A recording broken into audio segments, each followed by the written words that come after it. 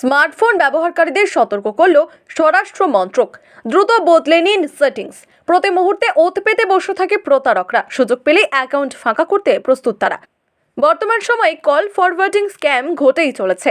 ব্যবহারকারীদের এই বিষয়ে স্পষ্ট ধারণা নেই। সাইবার প্রতারকদের কাছে পৌঁছে যাচ্ছে ওটিপি।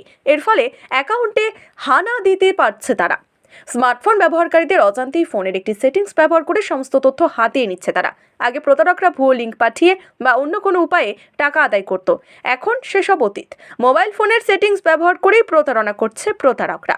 স্বরাষ্ট্র মন্ত্রকের পক্ষ থেকে সতর্কতা জারি করা হয়েছে।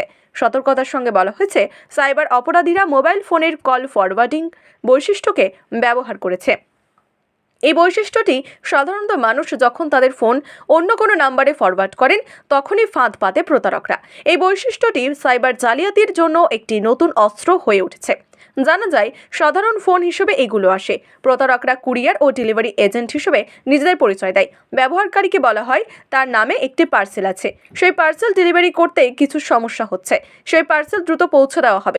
বিশ্বাস অর্জন করতে একটি মেসেজও পাঠায় তারা। তার জন্য ইউএসএসডি কোড দিয়ে ফোন করতে বলা হয়।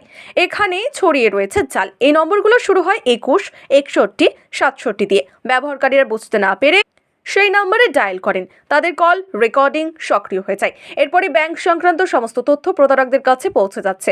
কিন্তু ব্যবহারকারীরা জানতেও পারল না কিভাবে তার ফোন থেকে অন্য জায়গায় তথ্য চলে গেল। অ্যাকাউন্ট থেকে টাকা তোলার পরে বিষয়টি বোঝা যায়।